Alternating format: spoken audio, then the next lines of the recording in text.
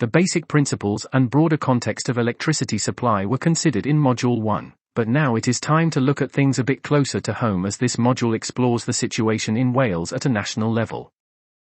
The debate around wind generation is stimulating the need to consider just how the nation moves forward, as this form of renewables will certainly factor in the future energy agenda in some way, shape or form. Wind, however, cannot be considered in isolation, and many will be surprised at the relative performance of Wales with respect to the UK and other countries. As I explore Wales' electricity supply with you, I will highlight the current position to provide perspective on where Wales is today in its market evolution and what its ambitions and commitments are, given there is a specific requirement to hit CO2 emissions targets by 2030 and 2050. Insight is provided into government policy, how this is shaping up and potential pitfalls, as well as what behaviors this is driving that must be addressed. We will investigate the minefield of despair that is future electricity consumption forecasting, and consider how the green gen energy proposals fit with all of this. Let's start with a few fundamentals before we go much further into the specific concerns I have. Everybody loves a crisis, it's a good reason to rush. So we hear every day there is a climate crisis, and also from time to time that there is a blackout crisis. These are staple news items. There are pressures, but let's not make decisions in haste, as this action may do more harm than good. The truth of the matter is Wales is a net exporter of power. It generates twice as much energy as it consumes. It is recognised as punching well above its weight given the demographics with respect to the wider UK. On the climate challenge, China generates 12 billion tonnes, yes, 12 billion tonnes of carbon dioxide gas. Wales is a tiny nation in comparison to China. Wales generates 30 million tonnes of CO2 gases, and a half of this is from transport, heavy industry and other sources. Any savings we can make on CO2 gas emissions are important, but don't get greenwashed into thinking the proposed developments will save the planet.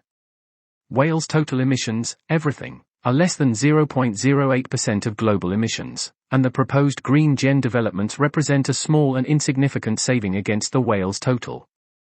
Some suggest trees are an option to offset emissions. Whilst this is reviewed in Module 4, it is of note that offsetting 1 tonne of CO2 emissions requires 35 million trees. Energy developers are generally looking to build for their benefit, not our community's benefit. The climate change agenda is a convenient vehicle to promote development. In terms of generation types, the last Welsh coal-fired station closed a few years ago, and there is no nuclear generation as Wilfer in North Wales. An old Magnox reactor is being decommissioned. That leaves Wales with renewables and gas is certainly the dominant source of generation at present. In some ways history is repeating itself, as at the start of the 1900s, most generation was distributed. As power stations got bigger, the national grid was constructed to take power from 122 mainly coal stations to major areas of power consumption. We started with small-scale renewables, but now we have these huge energy parks that need to connect direct to the grid. This is not local energy distribution, which is what developers claim. The problem being new power lines are required, as the current national grid does not serve locations identified for development. Wales has relatively modern gas generation power stations, and it is of note that Pembroke Station is located close to one of 2 strategic liquefied natural gas terminals, built in the UK to ensure diversity of gas resource. This one station alone generates twice the electricity proposed for the future mid-Wales developments. The need for gas does not go away anytime soon, and nuclear is also essential, as a mix of generation is important to security of supply. Wales currently has 44 operational wind farms and 123 solar farms. As you can see from the chart, this still only represents around a third of Wales' output. Andrew Neil hit the nail on the head recently when on the 16th of August he tweeted, "The UK was able to meet only 0.3% of its needs from wind generation due to poor wind conditions." Without gas, nuclear, coal and supply from France, the blackout scenario could have been a reality. As they say, never put all your eggs in one basket. It is true to say that wind generation is much cheaper than gas, however the market price is set by the most expensive generation of the day, so everyone gets the same deal. As gas is the most expensive generation, it just means the wind generation companies make huge margins. This anomaly is because the market trading was developed at a time when renewable energy production was limited in scale. The market trading model is bust. The UK government have been aware of this for some time, but the wheels of change move very slowly in this industry sector. Energy policy is a devolved activity, but it is important to note that Wales is formally signed up to the achievement of climate change targets agreed as part of the Paris Climate Change Accord.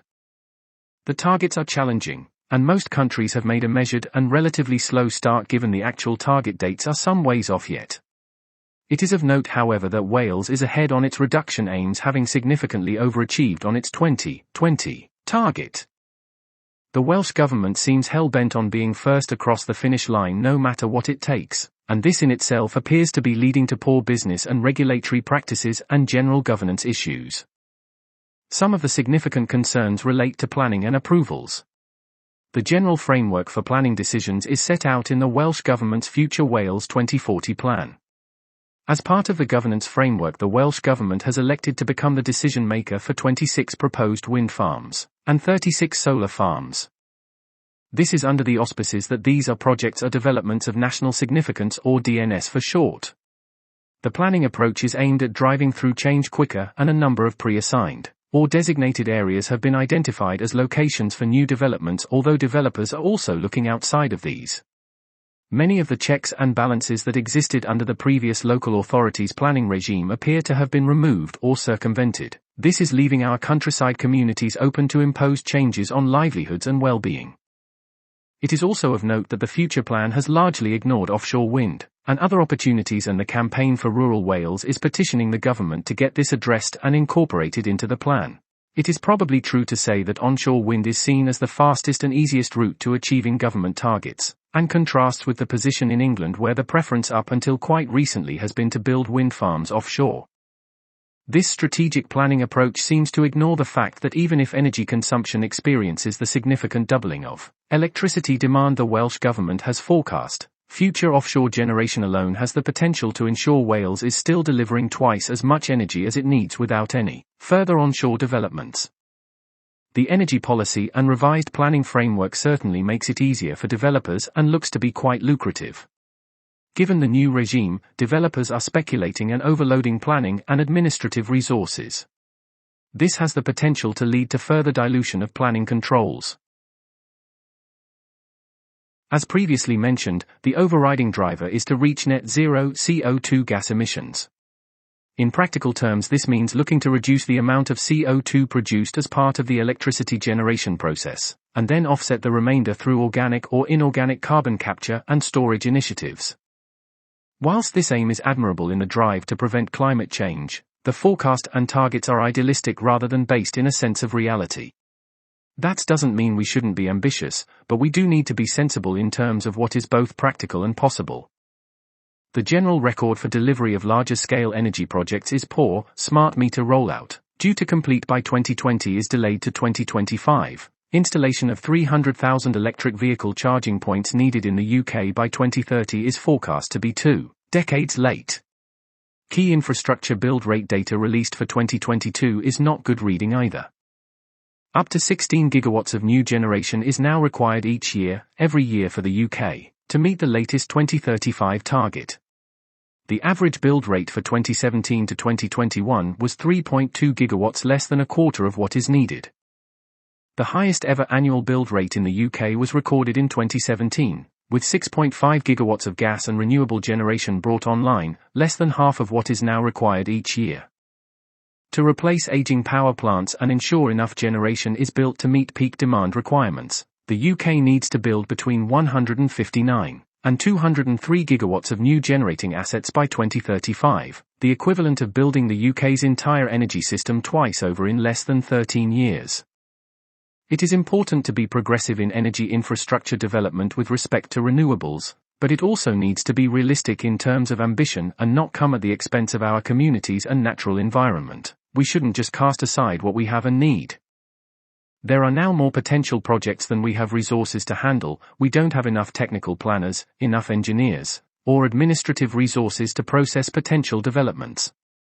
Just changing planning criteria so projects become developments of national significance, making government life easier, is circumventing the old due processes that have been providing safeguards to our communities for many years through checks and balances. The Financial Times recently reported that National Grid is unable to cope with the volume of requests for new connections, which has risen from 40 to 50 per year to 600. Too many companies are speculating given legislation has created an environment of perceived easy pickings.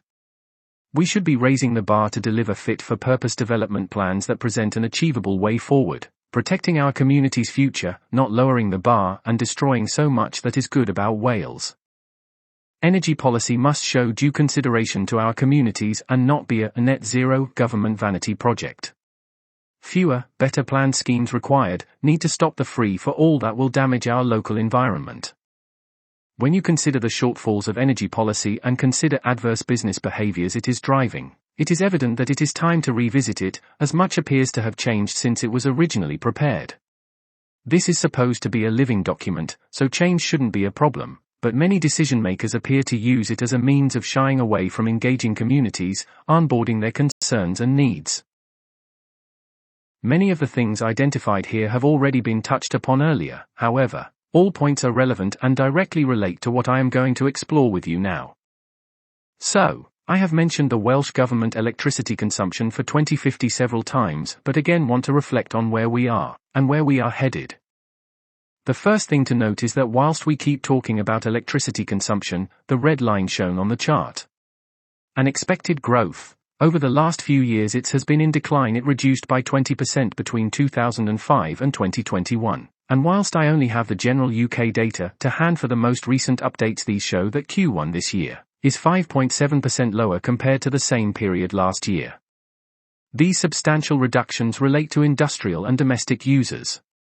There will be many drivers for this: efficiency as technologies advance. COVID had an impact in that it changed our working behaviors, and we can't ignore price. People have become more conscious about their use of electricity. Moving forward, it is not unreasonable to assume that electricity demand will grow given pressures and expectations on uptake of electric heat pumps and the transition to electric vehicles. Even so, a doubling of electricity demand in little over 25 years seems excessive. Forecasting is one of the dark arts, as you may have noted that the consumption of electricity varies throughout the day. Having explored this and the government's assumptions with a senior National Grid electricity scheduler, now retired, the methodology applied appears flawed. The electricity demand to be met is significantly lower.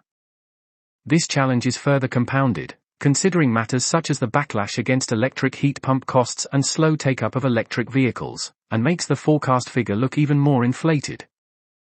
From January to April last year, electric vehicles had a mere 14.4% share of the new car market. Then, in the same period of 2023, the figure crept up to 15.4% share. Such a meager increase raises doubts, worries, and skepticism among manufacturers, consumers and others that the UK government's ban on new petrol and diesel cars simply can't be met by January 2030. Honestly, is the electric vehicle market really ready, happy, willing and able to grab just 15.4% of the pie today, but 100% of it in less than 7 years? Noting that building offshore wind farms alone will mean Wales produces twice as much electricity as the 2050 forecast for Wales. If growth turns out to be modest, Wales could be producing as much as 4 times its own electricity needs. Should we not slow things down somewhat, take stock and consider the options once more before we just industrialize our landscapes? This module is coming towards a close now, but want to relate what I have shared with you to the proposals that are directly related to the Twyi Valley and adjacent communities. I have shared with you how Welsh Government is leveraging the climate emergency to drive change, and how energy policy has been developed to enable faster execution of change based on a net zero target that is inconsequential in terms of scale when compared to the other larger nations of the world. Let's not kid ourselves, China isn't going to be influenced or shamed into doing something based on Wales' ambitions and achievements, but remember, removing CO2 gases from the atmosphere is definitely a good thing. The energy growth targets are set for 2050, and this and the policy framework creates the perfect operating conditions to attract developers. Green Gen have set out their stall in terms of planning to build some of the largest wind turbines in mid-Wales, and given this power is to be sold to market, it's not being distributed locally. The plan is to build a 70-mile overhead power line to connect to the national supergrid near Carmarthen. This is one of several routes that will be needed, as it is evident from looking at the generation numbers and geography. A single pylon route is not the end game. To be clear, this is not community generation, there is no local distribution, I don't even understand how they can claim it's distribution under the independent distribution license they are looking to secure. It is simple transmission like a one-way street. National Grid are the provider and operator of transmission lines, and they should offer a more efficient solution if the Mid-Wales generation projects proceed. Be in no doubt this scheme is to benefit shareholders, not communities, good old-fashioned capitalism. Its primary beneficiaries are the shareholders, venture capitalists and institutional investment funds. They love electricity assets, steady yields year on year over a long period of time. Green Gen highlight the community fund as a means of sharing benefit with communities. It is a global fund, and no value has been ascribed to the Twyi scheme. It will no doubt be insignificant in the scale of things. It won't compensate communities along the route and certainly won't compensate property owners for blighting property values. Compensation is not underwritten, wind farm developers will cash out if it suits them selling the schemes. It's a bit like having a piece of land and applying for planning for a house. If it is granted, the land is worth much more. You decide this gives you enough profit and sell on to someone else to complete. Same can happen with wind farms. In such circumstance, even the minimal community fund could be lost. Rather makes a mockery of the Green Gen literature banner. Privately owned for public good. Privately owned for shareholder good would be more appropriate. Fundamentally, the community is being misled, misinformed with significant emissions. Jobs for Wales are promoted as a benefit. Let's think about this: wind turbines manufactured outside Wales, towers manufactured outside Wales, build, turnkey contractors. Wales doesn't have any of these. Cables and conductors manufactured outside Wales, operations potentially from outside Wales. Some jobs created, but these will be fairly limited in terms of size. I made an inquiry with a company that supports current turbine and tower erection. It is evident the company mainly deals with overseas agencies. To add insult to injury, even the cranes these companies use are manufactured in Japan, Germany, Denmark. People come to the Twyi Valley and Mid-Wales for beauty and peace of the environment, not theatres and bright lights. The proposed pylons, a scar on the landscape, will likely impact the local economy and may lead to job opportunities being lost. Green Gen's proposition makes no sense, particularly given there are much bigger, better options. This year planning consent was given for the initial phase of the Celtic floating offshore wind farm. If it were deployed to its fullest potential, the capacity of this single development would exceed all of that proposed by Green Gen. There is a North Wales offshore proposal that would supply 1/3 of Wales' energy needs. These need less development to connect to the national grid, and would create a proper pool of jobs given that a marine service industry is needed to support these. The Welsh Government knows this. It has already put large sums of money into the Celtic Sea project. At risk of repeating myself, but the energy policy for Wales needs revisiting to take account of these opportunities that were not considered and included in the original draft. Final comment as I close out this module: green literature suggests other benefits through new communications, 5G mobile services. A topic for another day, but this statement alone demonstrates Green Gen has no concepts of community communications in countryside environments. Just another misdirection and obfuscation with regards to what is really happening. Thank you for listening. Please watch the other videos.